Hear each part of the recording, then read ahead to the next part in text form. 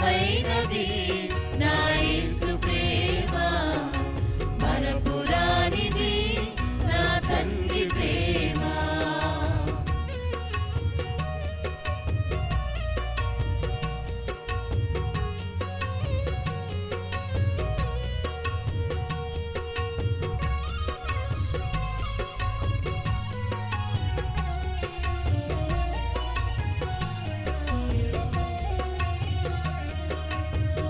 లోకాశలతో అంధురాలనైతిని, మీ సన్నిధి విడచి నీకు దూరమైతిని.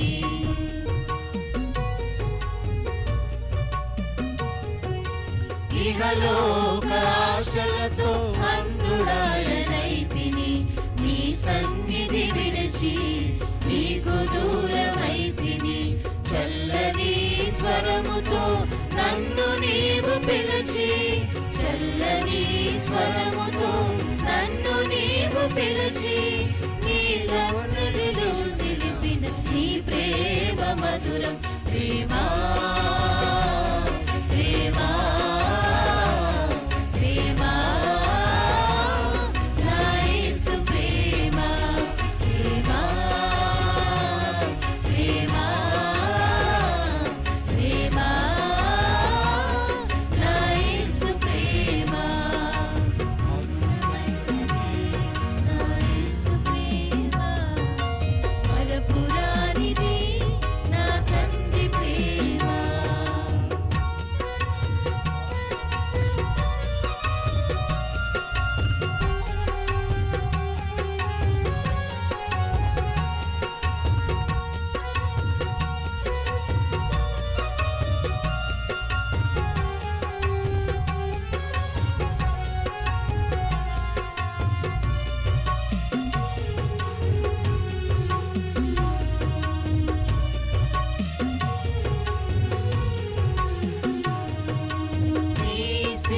ప్రేమతో నన్ను ప్రేమించి మార్గమును చూపి మన్నించితివి.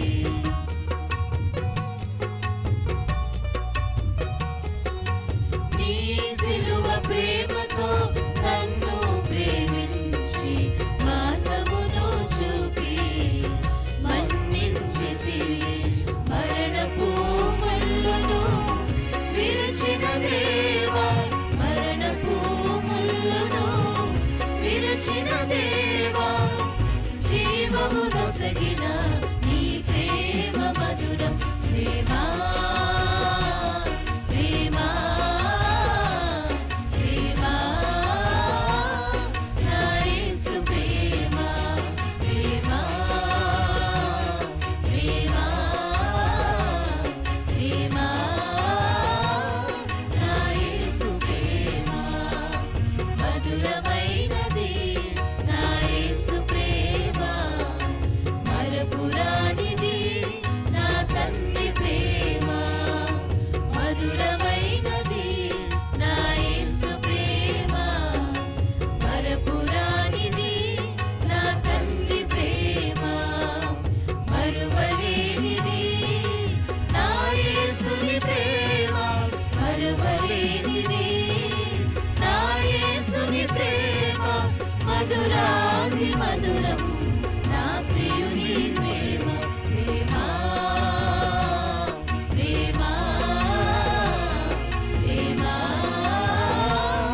నా యేసు ప్రేమ, ప్రేమా ప్రేమా ప్రేమా నా యేసు ప్రేమ.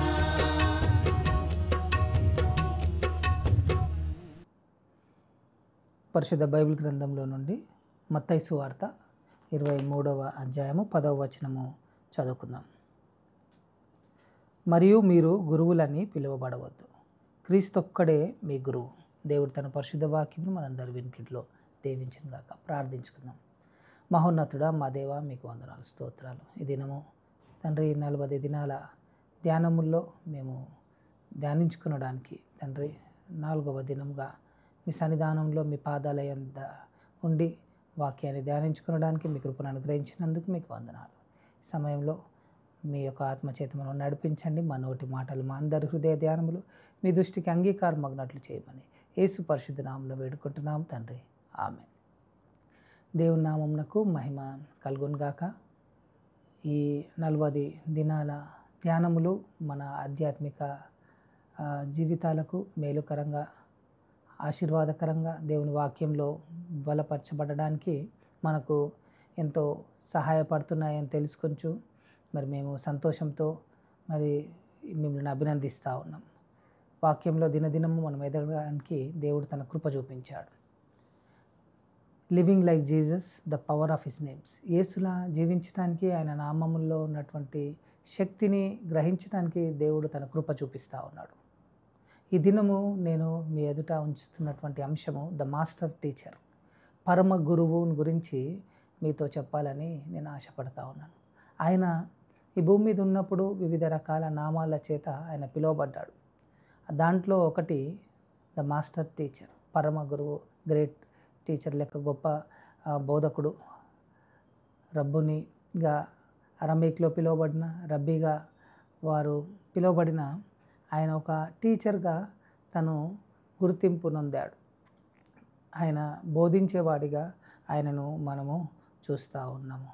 ఈ టీచర్ లేక బోధకుడు అని దాదాపుగా 45 టైమ్స్ 45 సార్లు బైబిల్ గ్రంథంలో సువార్తలలో మాత్రమే పిలువబడింది. మత్తయి సువార్తలో 12, మార్కులో 12 సార్లు, లూకాలో 15, యోహాన్లో 6 సార్లు, దాదాపుగా 45 సార్లు 45 టైమ్స్ ఆయన టీచర్గా పిలువబడ్డాడు. ఈ పరమ గురువు ఆయన తన యొక్క బోధలను చాలా నిరాడంబరంగా, చాలా తగ్గింపుతో, హంబుల్గా, ఆయన ఎంతో హ్యూమిలిటీతో ఆయన తన యొక్క బోధనను కొనసాగించినట్లుగా, అన్నిటికంటే ముఖ్యంగా హీ స్పోక్ ద ట్రూత్, ఆయన సత్యాన్ని మాట్లాడినట్లుగా. మరి అంత మాత్రమే కాదు, పీపుల్ సెంటర్డ్ ఫోకస్, ప్రజలను కేంద్రీకృతం చేసుకుని ప్రజల యొక్క అవసరతలు, ప్రజల యొక్క ఆధ్యాత్మికమైన పరమైనటువంటి వాటిని, అవసరతలను దృష్టిలో పెట్టుకొని యేసు ప్రభు వారు బోధించినట్లుగా మనము సువార్తలు చదువుతూ ఉన్నప్పుడు మనం గ్రహిస్తూ ఉంటాం. అన్నిటికంటే ప్రాముఖ్యంగా ఆయన ఒక సర్వెంట్ లీడర్గా, సేవక నాయకుడిగా, ఆ తర్వాత సర్వెంట్ టీచర్గా ఆయన ఈ యొక్క బోధలను చేసినట్లు మనం చూస్తూ ఉన్నాం. చివరిగా ఆయన బోధల్లో మరి పారబుల్స్ని ఉపయోగించినట్లుగా, అతి సులువైనటువంటి పద్ధతిలో ఒక సామాన్యుడు సహితము అర్థం చేసుకునే విధంగా ఆయన బోధనలు ఉన్నాయి. ఆయన వాడిన పదాలు, ఆయన వాడినటువంటి ఉపమానాలు, ఇవన్నీ కూడా అందరికీ అర్థమయ్యే విధంగా, చాలా సులువుగా గుర్తుపెట్టుకునే విధంగా, చాలా మరి మనసులోకి చొచ్చుకునే విధంగా ఈ బోధనలు, యేసు ప్రభు వారి యొక్క బోధనలను మనము చూస్తూ ఉన్నాం. ప్రియమైనటువంటి వారులారా, అందుకే మరి యేసు ప్రభు వారు పరమ గురువుగా, మరి మాస్టర్ టీచర్గా, ఆయన గొప్ప గురువుగా ఆయనని మనం చూస్తూ ఉన్నాం. మత్తయి సువార్త 23:10లో మరి ఆయన అంటా ఉన్నాడు, you have one teacher, the Christ Jesus. Yesu మాత్రమే మీ బోధకుడు అని ఆయన చెప్పడము మనం చూస్తూ ఉన్నాం.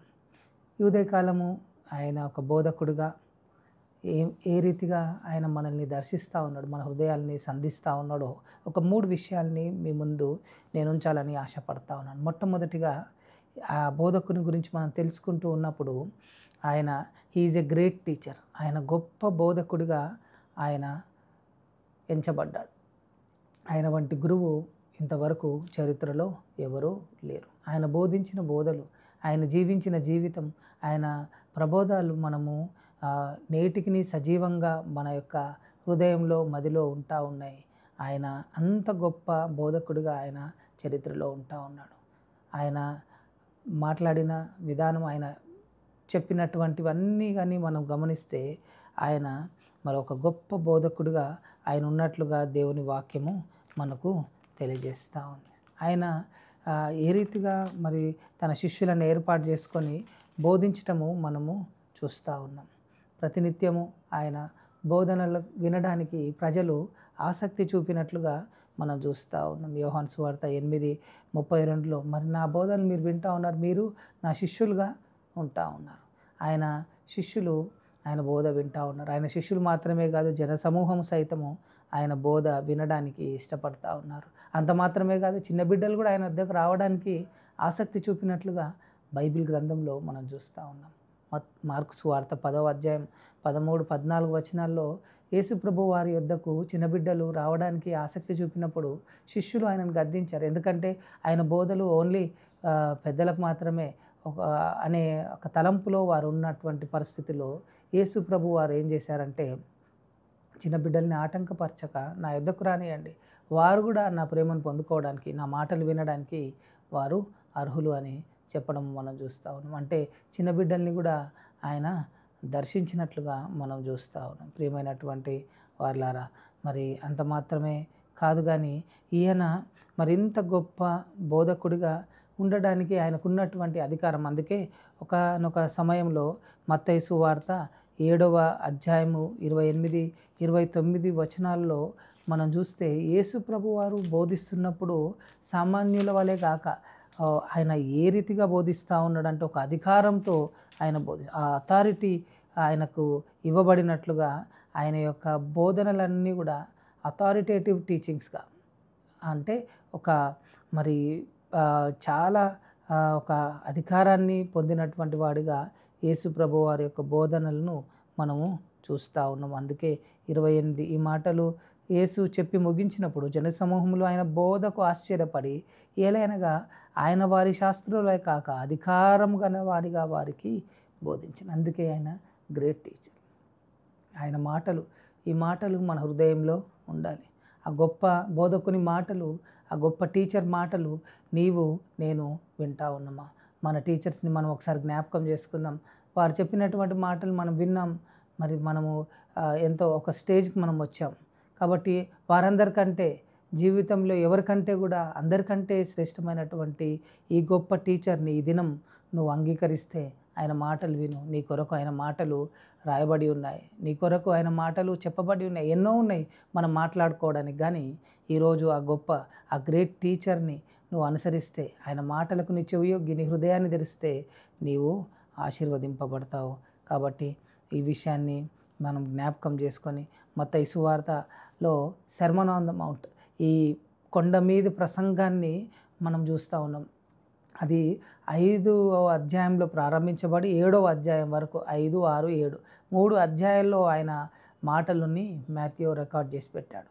నేను అనుకుంటా ఇది మరి ఒక ప్రసంగం మాత్రం కాకపోవచ్చు, దాదాపుగా ఒక 5-6 ప్రసంగాలు మినిమం, మరి 4 ప్రసంగాల కంటే ఎక్కువ అయి ఉండవచ్చు. ఎందుకంటే ఒక రోజు కావచ్చు, 2 రోజులు కావచ్చు, జనసమూహం వచ్చినప్పుడు ఆయన ఆ కొండ మీద నుండి ప్రసంగిస్తూనే ఉండవచ్చు. ఒక 2 డేస్ సెమినార్ లేక 1 డే సెమినార్ కంటే ఎక్కువగా దాన్ని వారు చేసుకున్నట్లుగా మనం చూడవచ్చు. ఆయన బోధనలు అంత గొప్పగా ఉండేవి.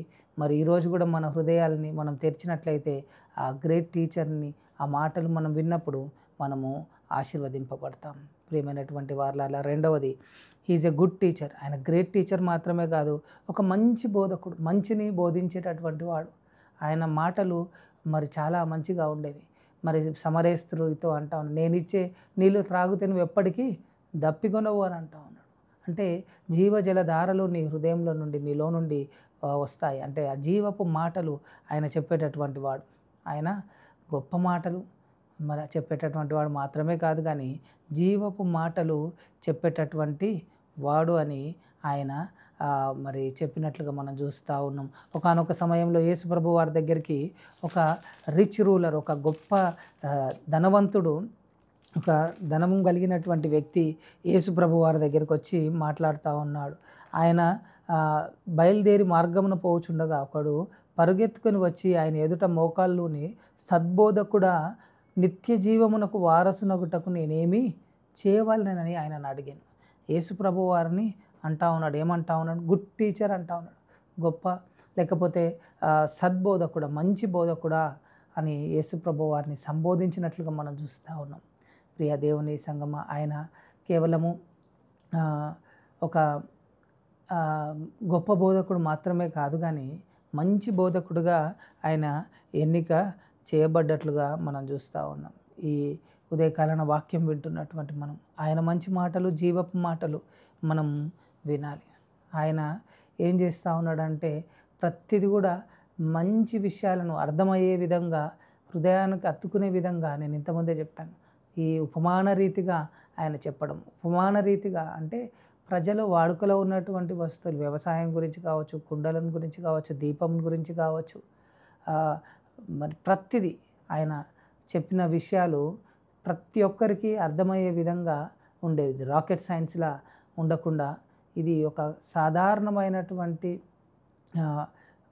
పరిస్థితులను తీసుకొని దానికి మన జీవితాలకు, ఆధ్యాత్మిక జీవితాలకు, దేవుని రాజ్యానికి ఆయన చక్కగా దాన్ని అన్వయించేటటువంటి వాడు. కాబట్టి ఆయన ఒక గొప్ప బోధకుడు మాత్రమే కాదు, ఒక మంచి బోధకుడుగా ఉన్నట్లుగా దేవుని వాక్యంలో మనం చూస్తూ ఉన్నాం.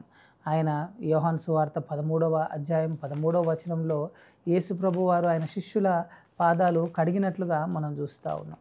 మరి ఆయన పాదములు కడిగేటట్లు ఇంతకుముందే నేను చెప్పాను. ఆయన మరి సర్వెంట్ టీచర్, ఒక తగ్గింపు కలిగినటువంటి ఒక సేవక నాయకుడిగా ఆయన ఉన్నాడని మనం చూస్తూ ఉన్నాం. తర్వాత భాగంలో ఇక్కడ ఏమంటా ఉన్నాడంటే, బోధకుడనియు ప్రభువు అని మీరు నన్ను పిలుచుచున్నారు, నేను బోధకుడను ప్రభువును గనుక మీరిట్లు పిలుచుట న్యాయమే. కాబట్టి ఆయన చెప్తున్నటువంటి మాట ఏంటంటే, ప్రభువును బోధకుడైన నేను మీ పాదములు కడిగిన ఎడల మీరును ఒకరి పాదములను ఒకరు కడగవలసినదే. ఆయన బోధకుడు. ఆ మంచి బోధకుని యొక్క మంచి జీవితం యొక్క ఉదాహరణ మీరు ఒకరి పాదములు ఒకరు కడుక్కోవాలి. ఈ యొక్క సర్వెంట్ టీచర్గా మనము కొనసాగబడాలి, దేవుణ్ణి మనం గణపరచాలి. ఈ మంచి బోధకుని, సద్బోధకుని మాటలు ఉదయకాలాన నీ హృదయంలో ఉంటే ఆయన నీతో మాట్లాడేటటువంటి వాడు. ప్రతిరోజు ఆయన బోధ వినడానికి మనం సిద్ధపడాలి. ఎందుకంటే ఆయన గొప్ప బోధకుడు, ఆయన సద్బోధకుడు. చివరిగా మూడో విషయాన్ని నేను ప్రస్తావిస్తాను. He is a godly teacher. ఆయన he is not only a great teacher, good teacher, and finally he is a godly teacher. దేవుడు యేసు ప్రభు వారు ఒక దైవికమైనటువంటి ఒక బోధకుడిగా ఆయన ఉంటా ఉన్నాడు. అందుకే నికోదేము రాత్రివేళ యేసు ప్రభు వారి దగ్గరకు వస్తూ ఉన్నాడు. పరిసయుడైనటువంటి నికోదేము, ముసలివాడైనటువంటి నికోదేము ఏం చేస్తూ ఉన్నాడనంటే, ఆయన వచ్చి యేసు ప్రభు వారితో ఆయన సంభాషణ చూస్తే, యూదుల అధికారి అయిన నికోదేము పరిసయుడు ఒకడు ఉండెను. అతడు రాత్రి యందు ఆయన యొద్దకు వచ్చి, బోధకుడా, నీవు దేవుని నుండి వచ్చిన బోధకుడు అని మేము ఎరుగుదుము. ఏమంటా ఉన్నాడు? దేవుని నుండి వచ్చిన, నువ్వు డివైన్ టీచర్ అని మేము ఎరుగుదుము. ఎందుకంటే నీవు మాట్లాడుతున్నటువంటి మాటలు, నీవు చెప్తున్నటువంటివి అన్నీ కూడా మరి దైవికమైనటువంటివిగా మేము చూస్తూ ఉన్నాం. నీ బోధనలో దైవత్వము కనపడతా ఉంది. నీవు దైవత్వము కలిగినటువంటి దేవుని యొద్ద నుండి వచ్చినటువంటి బోధకుడవని మేము ఎరుగుతాము. ఈ గాడ్లీ టీచర్ మనకి ఇవ్వబడ్డాడు, ఆ గ్రేట్ టీచర్ మనకి ఇవ్వబడ్డాడు, గుడ్ టీచర్ మనకి ఇవ్వబడ్డాడు. ఆ యొక్క దైవికమైనటువంటి బోధకు నీ చెవి యొగ్గాలి.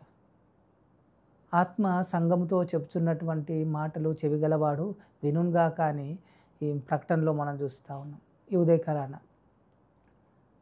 ఈ దైవత్వము, ఈ యొక్క దైవిక బోధకుడు, మన బోధకుడైనటువంటి యేసు ప్రభువారు చెప్తున్నటువంటి మాటలు మనం వినాలి.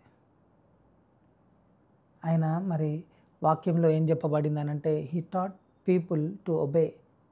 అంతే, విధేయులుగా ఉండమని ఆయన చెప్తా ఉన్నాడు. దేవుని వాక్యానికి విధేయులుగా ఉండాలని, దేవునికి విధేయులుగా ఉండాలని ఆయన చెప్పడము మనము చూస్తూ ఉన్నాం. కాబట్టి ప్రియమైనటువంటి వాళ్ళారా, దేవుడు ఆయన దైవికమైనటువంటి బోధకుడుగా ఆయన పిలువబడ్డాడు.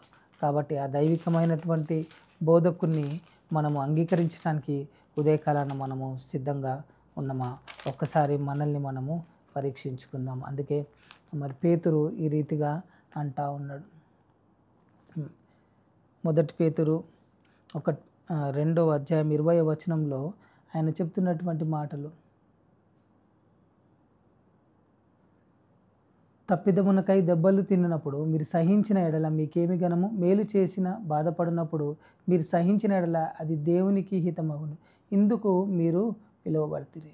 మీరు క్రీస్తు కూడా మీ కొరకు బాధపడి మీరు తన అడుగుజాడలయందు నడుచుకున్నట్లు మీకు మాదిరి ఉంచి పోయెను అంటా ఉన్నాడు. యేసు ప్రభు వారు ఒక మాదిరిగా, ఒక దైవికమైనటువంటి బోధకుడుగా ఆయన ఉన్నట్లుగా దేవుని వాక్యము మనకు తెలియజేస్తూ ఉంది. ప్రియమైనటువంటి వార్లారా, ఈ ఉదయకాలం దేవుని వాక్యాన్ని వింటున్నటువంటి మనము ఆయన ఒక గొప్ప బోధకుడుగా, గ్రేట్ టీచర్గా ఆయన ఉంటా ఉన్నాడు. రెండవది ఆయన గుడ్ టీచర్గా ఉంటా ఉన్నాడు. మూడవది ఆయన గాడ్లీ టీచర్గా ఆయన మనకి ఇవ్వబడ్డాడు. ఆయన పాదాల చెంత కూర్చొని ఉత్తమమైనది వినడానికి మనకు అవకాశము ఇవ్వబడింది. కాబట్టి మనము ఆ మాటలు మనం విందాం. ఆయన యొక్క పాదాల చెంత మనము మరి కూర్చొని దేవుని వాక్యాన్ని మనము విందాం. మరి ఆ ఉత్తమమైనది ఏర్పరచుకుంది ఏంటి అని అంటే యేసు పాదాల యొద్ద కూర్చొని వాక్యం వినడం, యేసు మాటలు వినడం. అంతకంటే మంచిది ఏది లేదు. అది ఆమె ఎద్దరు నుండి ఎప్పటికీ తీసివేయబడదు. ఈరోజు నువ్వు విన్నటువంటి వాక్యం, నీ హృదయంలో విత్తబడినటువంటి వాక్యం, నీవు ఆయన మాటలు వింటే ఆ మాటలు ఎప్పుడు ఎవరు కూడా నీ నుండి తీసివేయలేరు. నువ్వు ఫలిస్తావు. 30 100 60 100 ఫలిస్తావు. కాబట్టి ఈ ఉదయకాలాన ఈ గొప్ప టీచర్ని మనము స్వీకరిద్దాం, ఆయన మాటలకు చెవియొగ్గుదాం. ఈ గుడ్ టీచర్ని మనము తెలుసుకుందాం, ఆయన పాదాల చెంత కూర్చుందాం. ఆ గాడ్లీ టీచర్ని మనం యాక్సెప్ట్ చేద్దాం. ఈ మాటలు మనం వింటూ ఆయన పాదాల యొద్ద కూర్చొని అనునిత్యం ఆయన వాక్యం వినడానికి పరిశుద్ధాత్మ దేవుడు మనకు సహాయం చేయను గాక. ప్రార్థన చేసుకుందాం. ప్రేమగల తండ్రి, మీకు వందనాలు, స్తోత్రాలు. ఉదయకాలం ద మాస్టర్ టీచర్గా మీరు మా హృదయాల్ని తాకి ఉన్నారు. ఎందుకంటే మీరు గ్రేట్ టీచర్, మీరు గుడ్ టీచర్. అంత మాత్రమే కాదు, గాడ్లీ టీచర్గా మీరున్నారు. మా తండ్రి ప్రభువా, మీ నోటి నుండి వచ్చేటటువంటి మాట మా హృదయంలో విత్తబడినట్లుగా తండ్రి ప్రభువా, మేమందరము మీ యొక్క మాటలకు విధేయులంగా ఉండి జీవించడానికి మీ యొక్క బోధల వల్ల తండ్రి ప్రభువా మేమందరం కూడా తండ్రి ప్రభువా మా జీవితాల్లో ఎదగడానికి మీ కృపను మాకు అనుగ్రహించమని మా దేవ మీకే వందనాలు, స్తోత్రాలు, స్తుతులు చెల్లించుకుంటూ మమ్మల్ని మేము తగ్గించుకుంటూ మీ నామాన్ని హెచ్చిస్తూ యేసు పరిశుద్ధ నామమున వేడుకుంటున్నాం తండ్రి, ఆమేన్. మన తండ్రి అయిన దేవుని యొక్క ప్రేమయు, కుమారుడైన యేసుక్రీస్తు కృపయు, పరిశుద్ధాత్మని యొక్క అన్యోన్య సహవాసం చేరిన మనందరికీ చూస్తున్నటువంటి వారికి ఇప్పుడు ఎల్లప్పుడు సదాకాలం తోడై ఉండును గాక. ఆమేన్.